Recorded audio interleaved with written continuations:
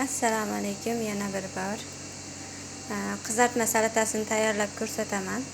Birinchi, hop, bizga uning uchun 2 ta qizil bolgar, 3 dona kartoshka, 2 dona kabachki, 2 dona bolgarskiy, zaytun yog'i va limon suvi.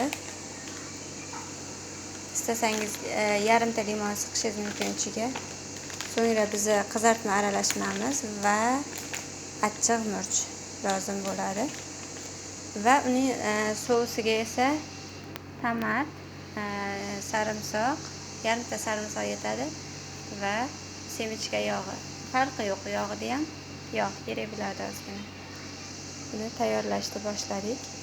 Hamma mahsulotlarni archib, mana hamma mahsulotlarni achib, kubik shaklda to'g'rab, aralashmalarni sepib, ustiga zaytun yog'i solib, qo'shib, hammasini aralashtirib, so'ngra 180 darajaga 30-40 daqiqada qo'yamiz. Pishganiga ko'ra olamiz. Hozir pechga solaman desam, tezda dangasalarni ovqatidan qiluvdim. U pishdi menimcha. Keling ovqatga. Buni olib salatimiz solamiz. Mana salatimiz soldim. Bu juda ham mazali, non bilan yeydigan nima bo'ladi. Hop, 180 darajaga yarim soatga qo'ydim birinchi. Pishganiga ko'ra yana 10 daqiqa qo'shishimiz mumkin. Yo'qsa yarim soatda pishadi. Mana tavani gazga qo'ydim va yog' qo'yamiz biroz. Yog'imiz biroz qizigandan so'ng birinchi sarimsoqni solamiz yog'ga.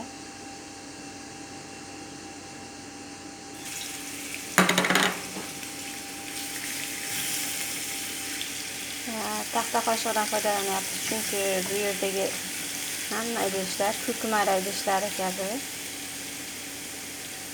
Biroz qovurilgach tezda tomatni solamiz, yo'qsa sarimsoqimiz tezda kuyib ketishi mumkin. Biroz qovurilgandan so'ng unga suv quyamiz.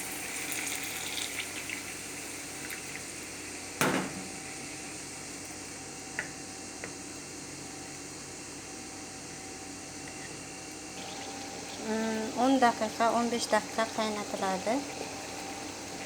So'ngra tayyor bo'lgandan so'ng bu sousni bu salatimizga qo'shib qo'ysak, bitta go'zal salat bo'ladi. Shugina xolos. Yoqimli ishtaha.